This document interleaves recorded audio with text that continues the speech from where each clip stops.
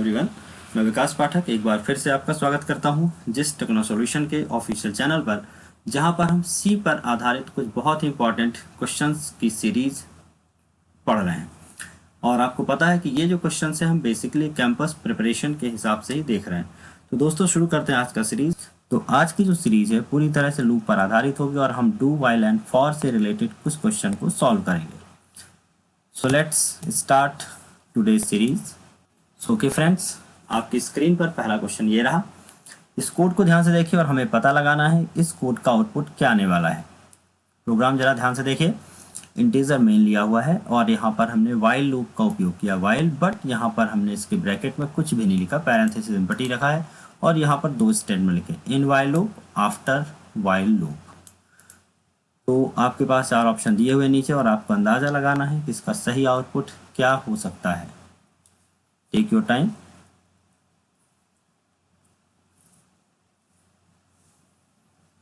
तो दोस्तों, इस प्रोग्राम को जो सही आउटपुट आएगा वो होगा option number C, compile time error.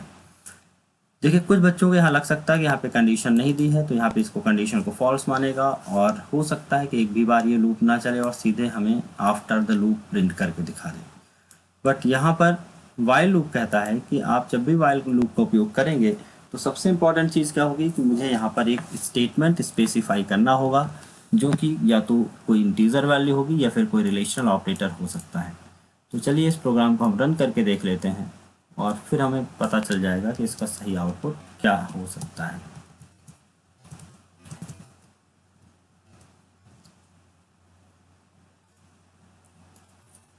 देखिए, जैसा कि आप देख सकते हैं वाइल लूप की पहली लाइन पर ही एरर दिखा रहा है।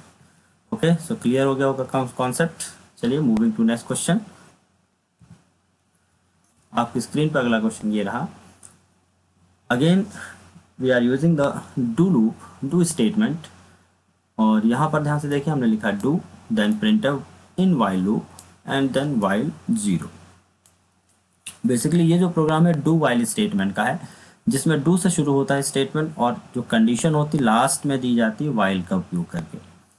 तो आपके पास फिर से ये दो प्रिंटफ दिख रहे हैं, in while loop, after while loop, और चार ऑप्शन आपके पास है और आपको ये पता लगाना है कि इसका सही आंसर क्या होगा।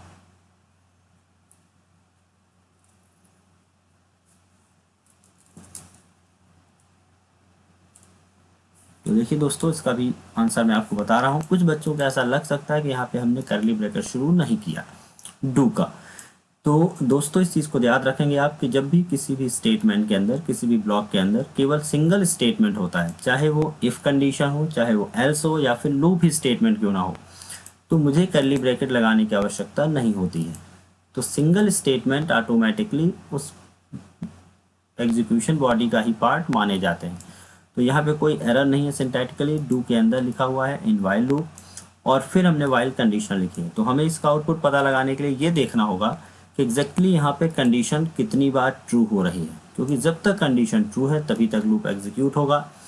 दूसरी कंडीशन ये होती है डू की कि अगर कंडीशन गलत भी है तब भी do loop at least one time execute होता है, इसीलिए इसे हम कहते हैं exit control statement. That means अगर कंडीशन गलत है तो तब भी कंट्रोल को कंडीशन कब पता चलेगी, इस स्टेटमेंट को चलने के बाद या चलाने के बाद उसे कंडीशन को रीड करना है। तो देखिए यहाँ पर ध्यान से हमने लिखा डू, इन वाइल लूप लिखा हुआ है, देन कंडीशन में 0 लिखा, 0 दैट मीन्स फॉल्स। अब क्योंकि कंडीशन फॉल्स होगी इसलिए लूप रिपीट नहीं होगा, बट एक बार तो एग्जीक्यूट हो चुका है लूप, दैट मीन्स पहली बार आएगा इन वाइल लूप, फिर ये लूप की कंडीशन फॉल्स हो गई इसलिए डू लूप दोबारा एग्जीक्यूट नहीं होगा और सीधे हम आ जाएंगे नीचे statement, that means after loop. तो यहाँ पे दो स्टेटमेंट आने वाले हैं, in while loop and after loop, क्योंकि दोनों स्टेटमेंट एग्जीक्यूट हो रहे हैं। तो दोस्तों, डू वाइल स्टेटमेंट में अगर कंडीशन गलत है तब भी स्टेटमेंट कम से कम एक बार एग्जीक्यूट होता ही है। तो देखिए आप आउटपुट देख सकते हैं, in while loop and after loop. Okay, moving to the next question. अगले क्वेश्चन में अगेन डू वाइल स्टेटमेंट का उपयोग किया गया है। आप कोड को ज़रा ध्यान से देखिए। बस एक चीज़ दिमाग में रखिएगा कि डू वाइल स्टेटमेंट में पहले कंट्रोल लूप बॉडी को फर्स्ट टाइम एग्जीक्यूट करता है, देन अगले रिपीटिशन के पहले कंडीशन को चेक करता है। अगर कंडीशन ट्रू होगी तो नेक्स्ट रिपीटिशन होगा, अदरवाइज पहले रिपीटिशन के बाद ही लूप खत्म हो जाएगा। सो दोस्तों आप इसका आउटपुट पता लगाइए।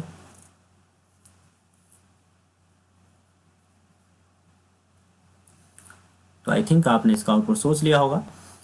देखिए यहाँ पर हमने शुरू किया है i = 0 लिया हुआ है और डू पर हमने लिखा i++ then in while loop. अब यहाँ पे कंडीशन क्या लिखी हुई है, वाइल i <3। दैट मीन्स जब तक i की वैल्यू 3 से लेसर है तब तक इसी स्टेटमेंट को बार बार चलाएगा। दैट मीन्स पहली बार प्रिंट होगा इन वाइल लूप, और यहाँ ध्यान से देखें i++ हो चुका है। दैट मीन्स जब ये लूप पहली बार रिपीट होगा, पहली बार चलेगा, तो हमारा जो स्टेटमेंट i की वैल्यू है वो क्या होने वाली है, वो बढ़कर हो जाएगी 1। तो i की वैल्यू हो गई 1, पहली बार जब लूप चला तो i की वैल्यू हो गई 1, और हमें क्या प्रिंट हुआ, ये वाला स्टेटमेंट फर्स्ट टाइम प्रिंट हुआ। अब क्योंकि 1<3 है, कंडीशन हो रही है हमारी ट्रू, तो अगेन ये लूप चलेगा, और जब दोबारा लूप चलेगा तो i की वैल्यू हो जाएगी 2, और फिर से मैसेज आएगा इन वाइल लूप। तो 2 बार मैसेज आ गया, और अगली बार कंडीशन क्या चेक की जाएगी 2<3। दूसरी बार भी कंडीशन ट्रू हो रही है, तो फिर से लूप चलेगा और i की वैल्यू का क्या हो जाएगी 3 हो जाएगी, और फिर से प्रिंट होगा इन वाइल लूप। अब क्योंकि i की वैल्यू 3 हो गई तो चेक करेगा 3<3 है क्या, कंडीशन यहाँ पर हो रही है फॉल्स, क्योंकि 3<3 नहीं है, इट्स इक्वल टू 3। तो एटलीस्ट 3 टाइम क्या मैसेज आने वाला, इन while loop, in while loop, in while loop.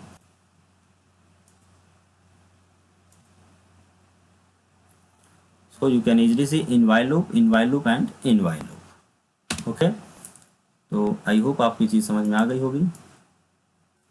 Now moving to the next question.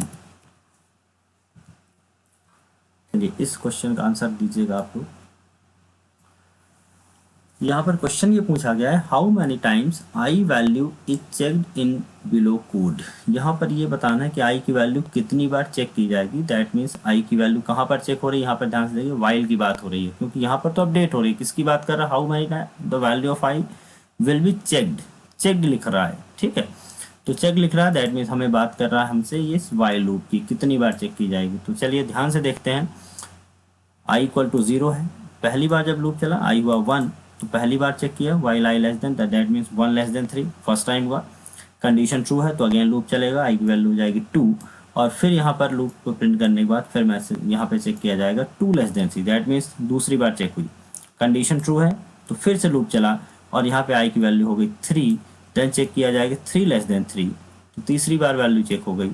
अब लेकिन 3<3 हो गया फॉल्स, तो नेक्स्ट टाइम लूप रिपीट नहीं होगा।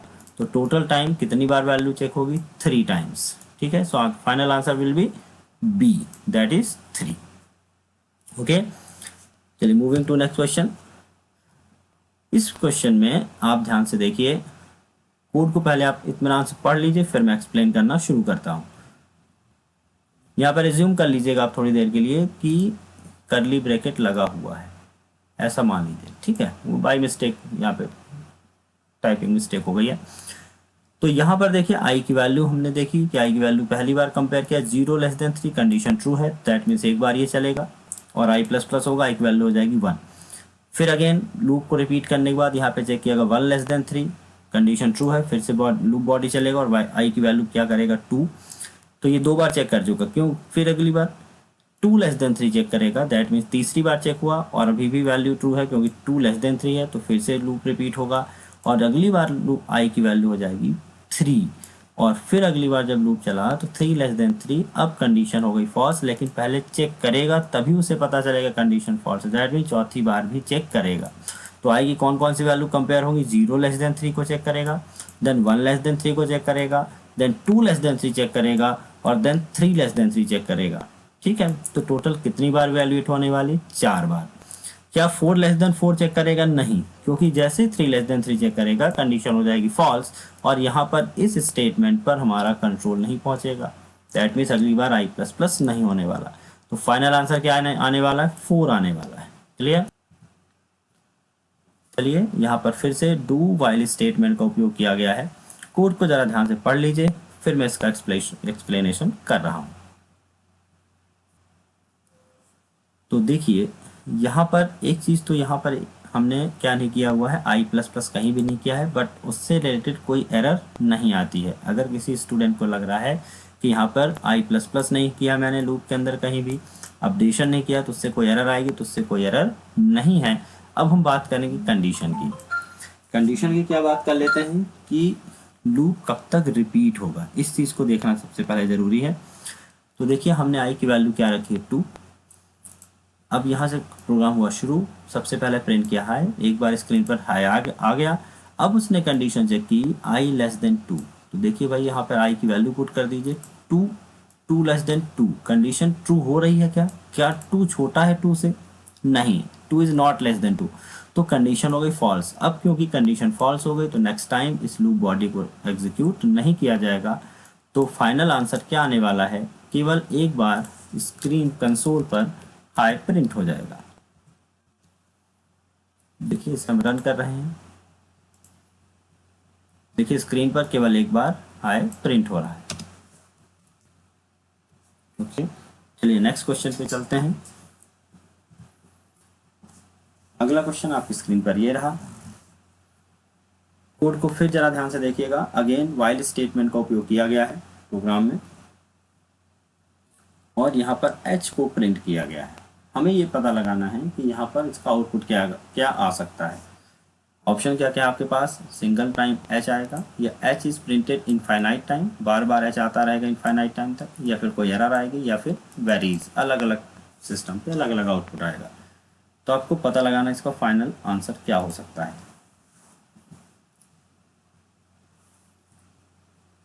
तो चलिए मैं इसको एक्सप्लेन कर रहा हूँ। तो यहाँ पर देखिएगा स्टूडेंट्स कि इंटीजर आई इक्वल टू 0 लिखा हुआ है। कभी भी इफ़ या वाइल में कंडीशन आप लगाएं तो एक चीज़ ज़रूर ध्यान दें, अगर उस कंडीशन की वैल्यू 0 हो रही है, अगर उस कंडीशन की वैल्यू 0 हो रही है तब वो कंडीशन क्या होगी? फॉल्स मानी जाएगी और ये नहीं चलेगा उसका ब्लॉक। लेकिन अगर वो नॉन ज़ीरो है तो ये स्टेटमेंट चला जाएगा जब तक उसकी वैल्यू क्या नहीं हो जाएगी? 0। अगर आपको ऐसा लगता है कि कहीं कोई ऐसी सिचुएशन ही नहीं बन रही कि इसकी वैल्यू 0 होगी, तो ऑटोमेटिकली उसका आंसर क्या आएगा? It is printed infinite time. तो यहाँ पर देखिएगा प्रीफिक्स लगा हुआ है, आप plus plus I, that mean जैसे ही पहली बार इस कंडीशन को चेक करने जाएगा तो 0 को नहीं, सीधे किसे चेक करेगा? 1 को।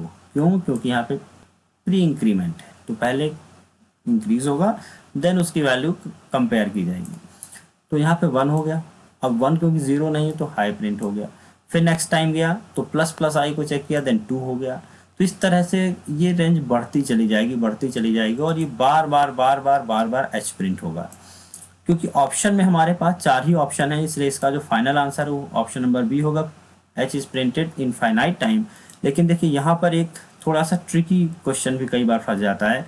एक ऑप्शन और यहाँ पर आता है, वो ये होता है कि देखिए जब भी आप किसी इंटीजर रेंज की बात करें, शॉर्ट की बात करें, कैरेक्टर की बात करें, तो इनकी जो वैल्यू है ना एक्चुअली इनफाइनाइट नहीं जाती है, इनकी एक रेंज होती है। सपोज कि अगर इंटीजर हमने 2 बाइट माना, एक सैंपल बता रहा हूँ मैं, तो उसकी जो रेंज होगी नेगेटिव में चली जाएगी 32,767 से, सॉरी 32,768 से 32768 नेगेटिव से शुरू होगी और बढ़ते बढ़ते बढ़ते बढ़ते कहाँ तक जाती? पॉजिटिव का 32,767 तक, 32,767 तक पॉजिटिव का। और जब ये रेंज खत्म होती है तो वापस वो निगेटिव रेंज में चला जाता है।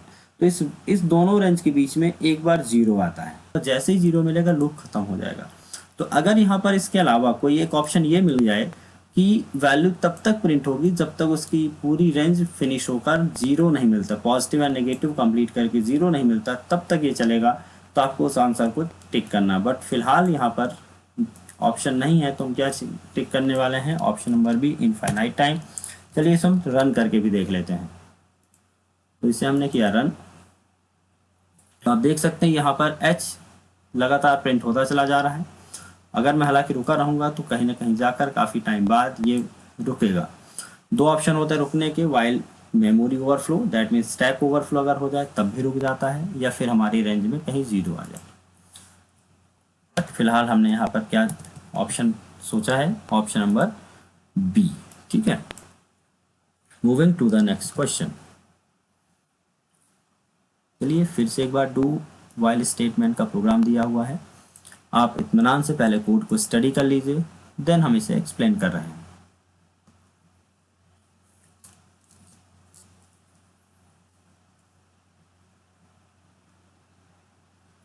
आपने पढ़ लिया होगा।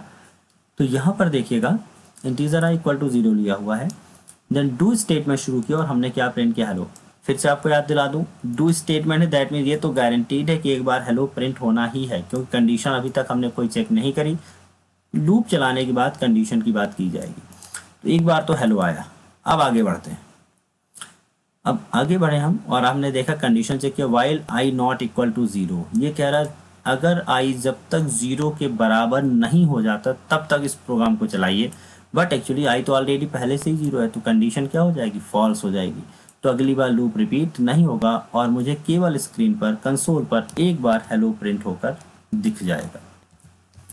तो चलिए इसे हम रन करेंगे और जैसा कि अब मैंने कहा था, देखिए आप देख सकते हैं स्क्रीन पर एक बार हेलो प्रिंट हो रहा है। Moving to the next question. चलिए फटाफट लगाते जाएंगे सारे क्वेश्चन, क्योंकि अब आपको कॉन्सेप्ट समझ में आ चुका है। फिर से एक बार डू वाइल स्टेटमेंट का प्रोग्राम आपके सामने है। Character pointer str equal to space दिया हुआ। यहाँ पर ध्यान रखेंगे कि आपको एक चीज़ स्पष्ट कर दूं कि जब भी आप किसी भी वेरिएबल के आगे ये स्टार या स्ट्रिक लगा देते हैं तो ये बन जाता है पॉइंटर। पॉइंटर बेसिकली क्या काम करता है, किसी भी वेरिएबल का एड्रेस रखता है। और स्ट्रिंग के केस में भी एक्चुअली क्या होगा कि यहाँ पे जो भी स्ट्रिंग दी हुई होती उसका बेस एड्रेस, दैट मीन पहला जो कैरेक्टर है उसका जो मेमोरी एड्रेस है वो स्टोर कर लेता है ये। इस सिचुएशन में अगर देखा जाए कि अगर मैं str को कहीं भी प्रिंट करूं, यहाँ पे देखिएगा str को चेक किया हुआ वाइल में, जब भी किसी पॉइंटर को हम डायरेक्ट लिख देते हैं कंपेयर में, कंडीशन में, तो याद रखें वो उस वैल्यू को चेक नहीं करता बल्कि उस एड्रेस को देखता है। यहाँ पर मैंने क्या लिखा, str, यहाँ पर मैंने स्टार str लिखा है, दैट मीन कंटेंट की बात कर रहे हैं। लेकिन जब आप यहाँ पे str लिख रहे हैं तो इसका मतलब एड्रेस की बात हो रही है और एड्रेस 0 नहीं होता है, कोई ना कोई वैल्यू होती ही है एड्रेस में। ये एक तरह की न्यूमेरिक या इंटीजर वैल्यू होती है। तो चलिए अगर इस प्रोग्राम को हम चेक करें तो देखिए अगेन पहली बार तो ये कन्फर्म है, हेलो प्रिंट होगा, कोई इशू नहीं है। अब बात करते हैं कंडीशन क्या होगी। कंडीशन में क्योंकि मैंने इस वैल्यू को चेक नहीं किया है कि वैल्यू में या इम्पटी लिखा हुआ है या कोई वैल्यू दी गई है, मैंने डायरेक्ट str को चेक किया, क्योंकि str पॉइंटर है तो उसका एड्रेस चेक करेगा और एड्रेस यहाँ पे कोई ना कोई कांस्टेंट वैल्यू होगी जो कि मेमोरी में किसी नंबर द्वारा रिप्रेजेंट की जाएगी। तो ये नॉन जीरो होगा, नॉन जीरो होगा दैट मीन्स कंडीशन ट्रू मानी जाएगी और फिर से हेलो को प्रिंट करेगा। फिर इसी str को चेक करेगा, फिर ये नॉन, क्योंकि ये देखिए फिक्स्ड है, ये चेंज ही नहीं हो रहा है str, तो ये कभी भी 0 नहीं होगा। और ये कभी 0 नहीं होगा दैट मीन्स ये हमारा प्रोग्राम इनफाइनाइट चलता रहेगा। तो देखिए ऑप्शन नंबर डी है, hello is printed infinite time. फिर भी इसे एक बार हम चेक कर लें जरा रन करके। तो हमने इसे किया रन, तो ये देखिए आप देख सकते हैं ये इनफाइनाइट टाइम चलता जा रहा है। क्या प्रिंट हो रहा है, हेलो। तो आई होप आपको ये कॉन्सेप्ट समझ में आ गया होगा। और चलिए अगला क्वेश्चन आपकी स्क्रीन पर ये रहा। क्वेश्चन को कोड को फिर जरा ध्यान से देखिए। इस बार एक नेस्टेड प्रोग्राम का एग्जांपल आपके सामने आ रहा है, नेस्टेड लूप का, सॉरी प्रोग्राम का नहीं, नेस्टेड लूप का एग्जांपल आपके सामने आ रहा है। यहाँ पर देखिएगा, यहाँ पे लिखा हुआ while I less than 10, I equal to मैंने 0 लिखा है। दोस्तों आपको फिर से एक बार मैं याद दिला दूं कि यहाँ पर जब भी आप वाइल लूप चलाते हैं तो कंडीशन पहले चेक होती है और कंडीशन ट्रू होती है तो ही ब्लॉक के स्टेटमेंट तक हमारा कंट्रोल पहुँचता है। जबकि वाइल की अगर हम बात करें, डू वाइल की, तो डू में पहले हम डू लिख देते हैं और नीचे कंडीशन लिखते हैं। दैट मीन्स कंडीशन ट्रू हो या फॉल्स हो इस पर डिपेंड नहीं होगा, एटलीस्ट फर्स्ट टाइम हमारा स्टेटमेंट तो चलेगा ही। तो पहली बार स्टेटमेंट चलने की गारंटी देता है डू स्टेटमेंट और नेक्स्ट टाइम के लिए कंडीशन चेक करता है। जबकि वाइल स्टेटमेंट पहली ही बार में कंडीशन को चेक करेगा, अगर कंडीशन सेटिस्फाइड हो रही है तो अंदर के ब्लॉक में जाएगा। अब यहाँ इस प्रोग्राम में क्या सिनारियो बन रहा है कि वाइल यहाँ पर एक बार वाइल लिखा हुआ है, ब्लॉक शुरू किया हुआ है, मैंने हाई को प्रिंट किया हुआ है, आई को बढ़ाकर, पहले मैंने आई को प्लस प्लस किया, हाई को प्रिंट किया। देन अगेन इस वाइल को फिनिश करने से पहले, बंद करने से पहले फिर से क्या आ गया वाइल। तो this is called nested loop, that means इस वाइल के अंदर ही ये वाइल शुरू हो जाएगा। अब क्योंकि नेस्टेड लूप है तो जब ये अपनी लूप बॉडी को कंप्लीट कर लेगा तब तक हमारा जो बाहर वाला वाइल है रुका रहेगा और जैसे ये वाइल कंप्लीट होगा हमारा लूप आगे बढ़ेगा और वापस से ये अगेन दोबारा एग्जीक्यूट होगा। तो दैट मीन्स जब भी एक लूप आप रिपीट करते हैं तो होता क्या है कि एक्चुअली जब तक उसकी फर्स्ट टाइम एक बार पूरी बॉडी या ब्लॉक एग्जीक्यूट नहीं होता तब तक वो नेक्स्ट टाइम रिपीट नहीं होता। तो अब यहाँ पे पहली बार इस वाइल को चलाएगा, फिर उसके बाद दूसरी बार चलाएगा, फिर तीसरी बार। अब ये कब तक चलाएगा? जब तक कि हमारी ये कंडीशन सेटिस्फाइड होती रहेगी, दैट मीन्स जब तक आई की वैल्यू 10 से छोटी है। अब यहाँ पे इस कोड को समझते हैं। देखिए क्या लिखा हुआ है, आई प्लस प्लस, ठीक है, आई प्लस प्लस लिखा हुआ है। दैट मीन्स यहाँ पे जब पहली बार लूप चला होगा, पहली बार लूप चला तो आई की वैल्यू पहले 0 थी और यहाँ पर आई की वैल्यू क्या हो गई 1। देखते जाइएगा। और स्क्रीन पर ये प्रिंट भी हुआ, तो प्रिंट क्या हुआ स्क्रीन पर, हाई प्रिंट हो गया। अब नीचे आ गए हम और नीचे हमने फिर एक कंडीशन चलाई, आई लेस देन 8। अब यहाँ देखिएगा आई वही है जो हमने बाहर लिया था, मैंने कोई दूसरा डिक्लेरेशन नहीं किया। तो फिलहाल यहाँ क्या कंडीशन बनी, आई मतलब आई की वैल्यू क्या हो चुकी थी 1 थी, अभी अभी हमने प्लस प्लस किया तो कंडीशन बनी 1 लेस देन 8। कंडीशन ये भी ट्रू हो रही है। तो अब ये कह रहा है जब तक आई की वैल्यू 8 से छोटी है, मतलब 7 तक नहीं हो जाती, तब तक इन ब्लॉक को चलाना है। कहाँ से कहाँ तक, यहाँ से लेकर यहाँ तक रिपीट करना है। तो देखिए अगेन आई प्लस प्लस हुआ। अब आई क्योंकि 1 था तो यहाँ पर आई इक्वल टू क्या हो जाएगा 2। देन क्या प्रिंट होगा, हेलो। फिर यहाँ पर इसी, क्योंकि इनर ब्लॉक में हूँ मैं, इनर स्टेटमेंट में हूँ या इनर लूप में हूँ, तो फिर से इस आई को चेक किया, आई लेस देन 8 है, बिल्कुल आई 2 था तो 2 लेस देन 8 कंडीशन ट्रू है। तो फिर आई प्लस प्लस करेगा तो आई की वैल्यू हो जाएगी 3 और देन फिर से क्या प्रिंट होगा, हेलो। फिर आई की वैल्यू हो जाएगी 4 एंड क्या प्रिंट होगा, हेलो। आई की वैल्यू हो जाएगी 5 देन प्रिंट होगा हेलो। देन आई की वैल्यू होगी 6 एंड प्रिंट होगा हेलो। और फिर आई की वैल्यू होगी 7 और प्रिंट होगा हेलो।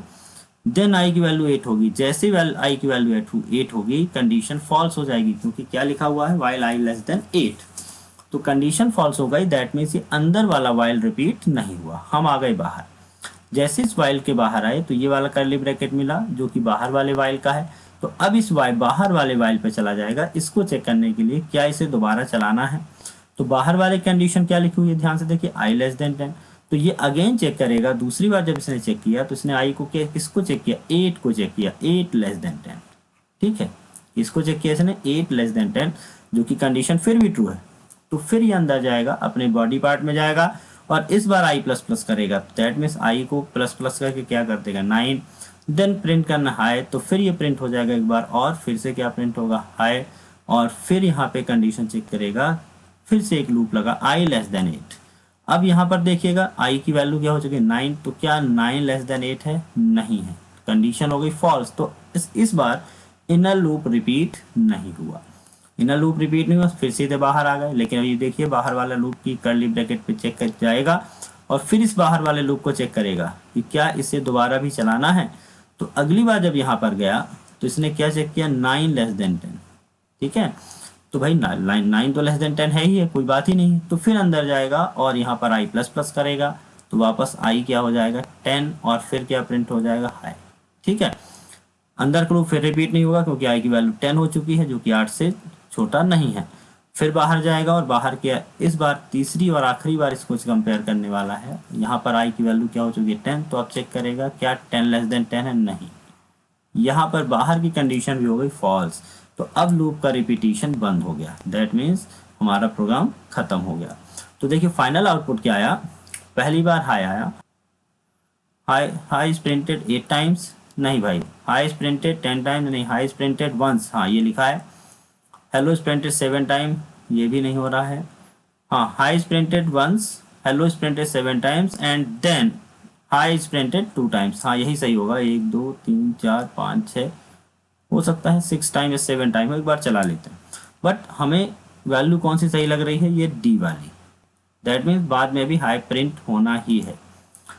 तो चलिए दोस्तों इसे हम एक बार रन कर लेते हैं, देता हूँ और यहाँ पर इसे सही कर देता हूँ। चलिए इसे करता हूँ रन। देखिए हाया हेलो आया 1 2 3 4 5 6, हाँ 7 टाइम, वहाँ पे थोड़ी सी मिस्टेक हो रही होगी आपसे कंप्लीट करने में। तो 7 टाइम हेलो आया और देन अगेन क्या मिला मुझे, हाय हाय मिला, ठीक है। तो इसका आंसर आपको समझ में आ गया क्यों इस तरह से ये काम कर रहा है। Okay, moving to the next question. चलिए यहाँ पर फिर से वाइल लूप का स्टेटमेंट, वाइल लूप का, हाँ वाइल स्टेटमेंट यूज किया गया है और अब आपको आंसर देना है कि इसका आंसर क्या आएगा। कोड को जरा ध्यान से देखिए।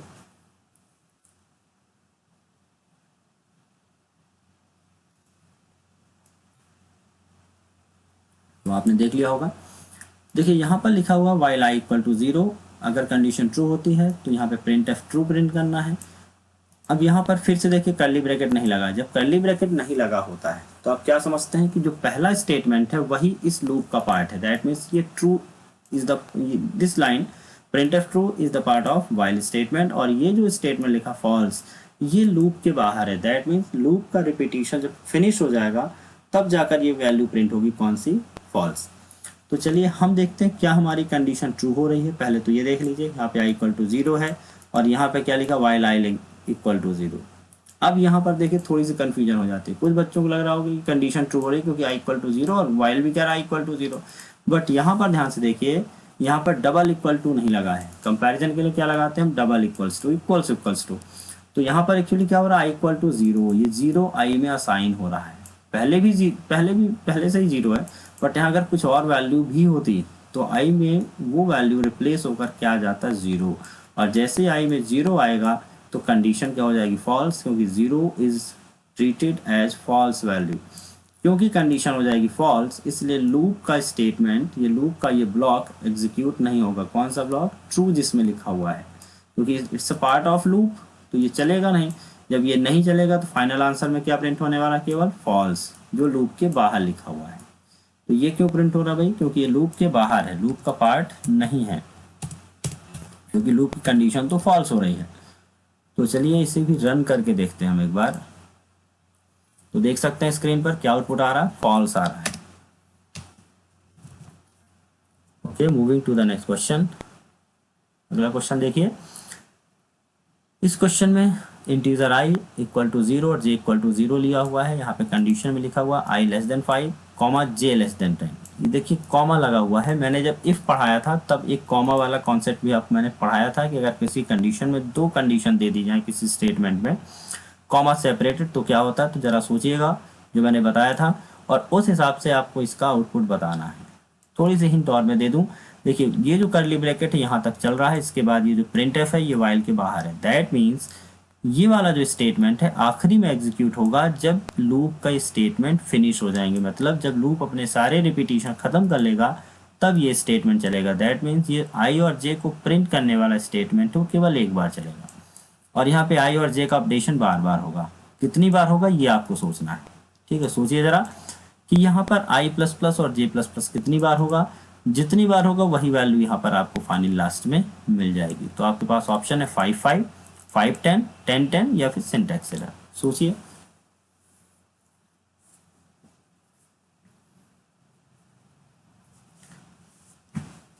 अब यहाँ पर देखिएगा, नियम ये कहता है कि जब भी किसी भी इफ के साथ या वाइल के साथ without using and operator, without using और ऑपरेटर, अगर सिर्फ कंडीशन लिख दी गई है कॉमा लगाकर, बीच में कोई ऑपरेटर नहीं लगा है, ना तो एंड ना ही और, तो एग्जैक्टली हम ऐसा नहीं मानेंगे कि ये दोनों कंडीशन चेक करेगा।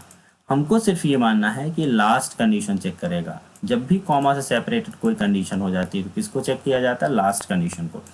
तो ये लूप तब तक चलेगा जब तक कि j की वैल्यू 10 से छोटी है, मतलब 9 तक, और जैसे ही वैल्यू 10 हो जाएगी, j की वैल्यू जैसे ही 10 होगी तब ये लूप बंद होगा। दैट मीन्स j की वैल्यू कहाँ तक जाएगी, 10 तक। ध्यान से सुनिएगा, 9 तक नहीं, 10 तक जाएगी।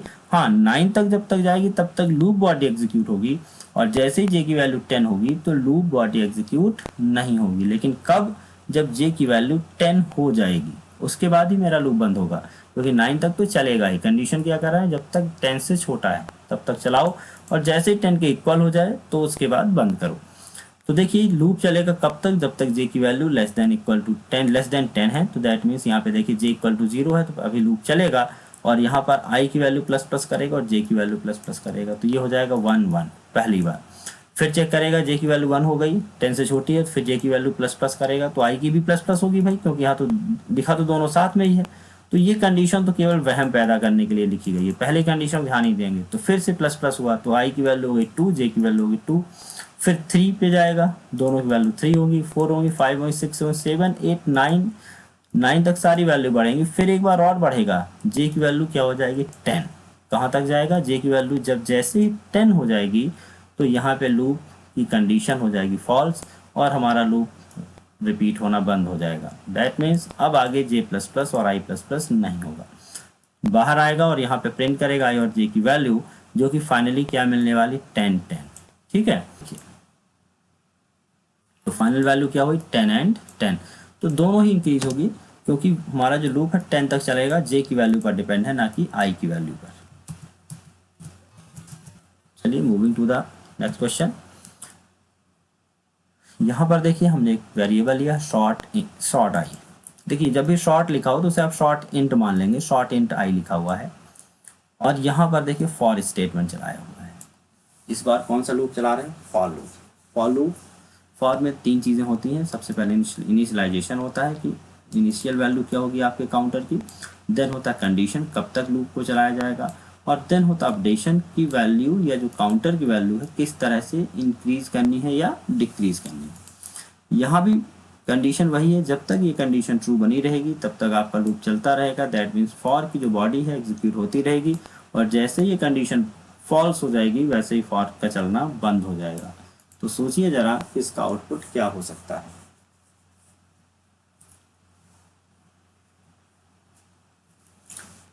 तो देखिए हमने थोड़ी देर पहले चर्चा की थी कि यहाँ पर हमने कंडीशन क्या लगाई, while I less than equal to 0 है तब तक चलाते रहो जब तक आई की वैल्यू 0 से बड़ी अथवा 0 को इक्वल हो जाती है तब तक। लेकिन जैसे ही 0 से छोटी होने लगे वैसे ही लूप क्या कर दो, फिनिश कर दो। अब देखिए यहाँ शॉर्ट इंट आई लिखा हुआ है या शॉर्ट आई लिखा है, तो शॉर्ट जब भी लगा दिया जाता है तो वो इंटीजर होता है और उसकी जो रेंज होती है 2 बाइट की हो जाती है। तो नेगेटिव का जो रेंज हो जाएगी इसकी 2 बाइट, वो शुरू हो जाएगी 32678 से, पॉजिटिव का 32676 तक जाएगी। ठीक है, ये इसकी रेंज हो जाएगी। तो ये बढ़ता जाएगा, पहले ये 1 प्रिंट होगा, फिर आई प्लस प्लस होगा, 2 प्रिंट होगा, 3 4 5 6 कब तक प्रिंट होगा, 32,767 तक प्रिंट होता रहेगा। और उसके बाद ये नेगेटिव में चला जाएगा, और जैसे ही नेगेटिव, क्योंकि रेंज कंप्लीट हो जाएगी, तो ये हमने अभी सिखाया था सर्कुलर ऑर्डर में नेगेटिव जाएगा। तो जैसे ही नेगेटिव जाएगा वैल्यू 0 से हो जाएगी छोटी, तो ये अपने सारे पॉजिटिव रेंज तक रिपीट होगा। तो इसका जो सही आंसर होगा, number will be display until the signed limit of short and program will be successfully terminated. जब तक उसकी साइंड रेंज कंप्लीट नहीं हो जाएगी तब तक चलेगा, और उसके बाद प्रोग्राम टर्मिनेट हो जाएगा। तो अगर मैं इसे प्रिंट करूँ थोड़ा समय ज़्यादा लग जाएगा, लेकिन आप फिर भी इसे देखें। ये देखिए चलता जा रहा है, थोड़ा ज़्यादा समय लेगा भाई क्योंकि काफ़ी लंबी रेंज है।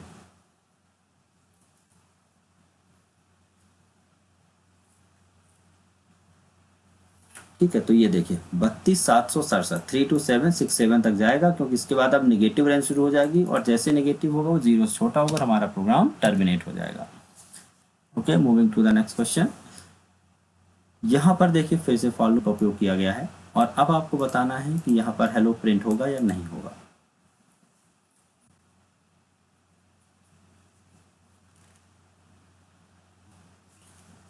ओके, तो देखिए कुछ स्टूडेंट्स को लग रहा होगा कि यहाँ पे क्योंकि के की वैल्यू 0 है, फॉल्स है, तो लूप नहीं चलेगा। बट देखिए एक चीज़ और बता दें, लूप ना चलेगा ठीक है, बट यहाँ पर एक्चुअली एक एरर भी आएगी, कंपाइल टाइम एरर। क्यों आएगी, क्योंकि फॉर का सिंटेक्स ही कंप्लीट नहीं हो रहा है। फॉर में कम से कम 3 पार्ट चाहिए, और अगर आपको 3 पार्ट नहीं देना है, सिंगल पार्ट देना है, तो उनके लिए एम्पटी सेमीकोलन लगा के छोड़ना पड़ेगा। बट हमने यहाँ कुछ भी नहीं किया, तो यहाँ पे सिर्फ क्योंकि एक ही स्टेटमेंट लिखा हुआ है, बाकी स्टेटमेंट दैट मीन्स सेमीकोलन भी नहीं लगे हुए हैं, तो ये सिंटेक्स एरर होगा और हमारा प्रोग्राम एग्जीक्यूट नहीं होगा। तो देखिए अगर मैं इसे रन करने जाऊँ, हमारा प्रोग्राम ही एग्जीक्यूट नहीं होगा, और यहीं पर क्या आ रही, कंपाइल टाइम एरर आ रही है। क्लियर है। सो ओके दोस्तों, आज के लिए इतना ही है। आई होप आपने इस सीरीज को एंजॉय किया होगा, कुछ नया सीखा होगा। मिलते हैं नेक्स्ट सीरीज में।